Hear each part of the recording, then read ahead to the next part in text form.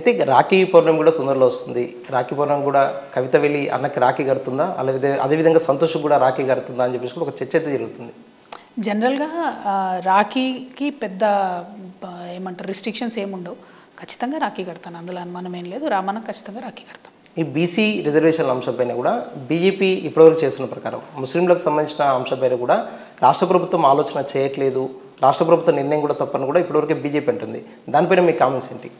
అంటే ప్రధానంగా ఒకటండి, ముస్లింలకు సంబంధించి స్పష్టత ఇవ్వాల్సినటువంటి ప్రాథమిక బాధ్యత కాంగ్రెస్ పార్టీ మీద ఉన్నది.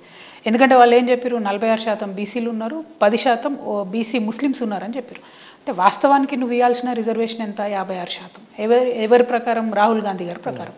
కానీ ఎందుకు 42% ఇస్తున్నారంటే ఇప్పటివరకు సమాధానం లేదు. పోనీ 42%లో ముస్లిమ్స్ లేరని అనుకుందాం ఒక మాట, కానీ బీసీలే 46 ఉన్నారు కదా. అంటే ఇంకా 4% ఎవరికి బీసీలకు తక్కువ రిజర్వేషన్ ఇస్తారు మీరు? యాదవులను తగ్గిస్తారా, ముద్రాజులను తగ్గిస్తారా, రజకులను తగ్గిస్తారా, ఎంబీసీలకు తగ్గిస్తారా, డిఎన్టీలకు తగ్గిస్తారా? అది కూడా చెప్తలేదు. అంటే కాంగ్రెస్ పార్టీ చేస్తున్నటువంటి బేసిక్ మోసం ఏంటంటే స్పష్టత ఇవ్వకపోవడం. పారదర్శకత అనేటటువంటిది ప్రజాస్వామ్యంలో ప్రాథమిక సూత్రం. దాన్ని కాంగ్రెస్ పార్టీ విస్మరిస్తుంది. దాన్ని ఖచ్చితంగా కొట్లాడాల్సిందే. దీన్ని అడ్వాంటేజ్ తీసుకొని బీజేపీ ఏమంటుంది, ముస్లింలు ఉంటే మేము ఇవ్వమంటుంది. అసలు ఈయన చెప్పనే లేదు, ఈ పార్టీ చెప్పనే లేదు, ఆ పార్టీ మేము ఇవ్వమంటుంది.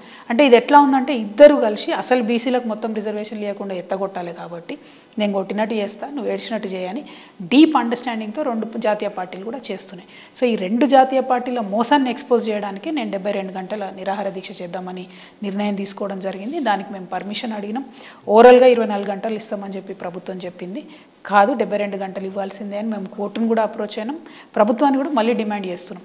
మా తెలంగాణ జాగృతి మీరు హిస్టరీ అంతా తీసుకొని చూడండి, ఎప్పుడు కూడా ప్రభుత్వం ఇచ్చిన సమయాన్ని మేము అధిగమించలేదు. ఎప్పుడైనా శాంతియుతంగానే చేసాం.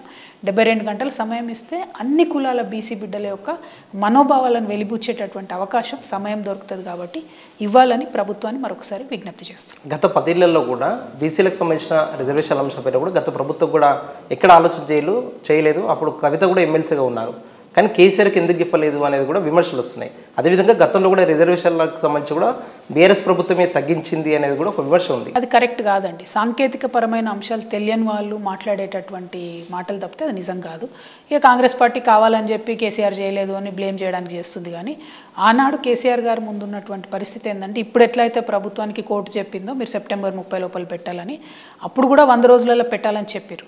కానీ అప్పటికి ఇప్పటికి డిఫరెన్స్ ఏంటంటే, ఇప్పుడు మన దగ్గర బీసీ బిల్లు పాస్ అయి ఉంది, ఇప్పుడు మన దగ్గర కులగణన జరిగి ఉంది, ఇప్పుడు మన దగ్గర డెడికేటెడ్ కమిషన్ వేసి ఉన్నాం, ప్రపోర్షనేట్ రిప్రజెంటేషన్ లేదని చెప్పి ఉన్నాం. అంటే ట్రిపుల్ టెస్ట్ పాస్ అయి ఉన్నాం, బిల్లు పాస్ చేసినాం, ఆర్డినెన్స్ పాస్ చేసినాం. సో కేవలం ఒక 1% వర్క్ గవర్నర్ గారి సంతకం, ప్రెసిడెంట్ గారి సంతకం అనే దగ్గర ఆగింది. సో అప్పటికి ఇప్పటికి చాలా డిఫరెన్స్ ఉంది. అప్పుడేమో ఈడబ్ల్యూఎస్ రిజర్వేషన్ లేదు కేసీఆర్ గారు ఎప్పుడైతే ఎన్నికలకు వెళ్ళారో, దాంతో 50% అనేటటువంటి సీలింగ్ బ్రేక్ చేసే ఆస్కారం లేదు. సో కేసీఆర్ గారు ముందు ఆనాడు ఉన్నటువంటి ఆప్షన్ ఏంటంటే, అయితే బీసీలకు అసలే రిజర్వేషన్ ఇవ్వకుండా పోవాలి, లేకపోతే 50%లో ఎస్సీ ఎస్టీలకు పోను, మిగిలిన రిజర్వేషన్ ఇచ్చి పోవాలి.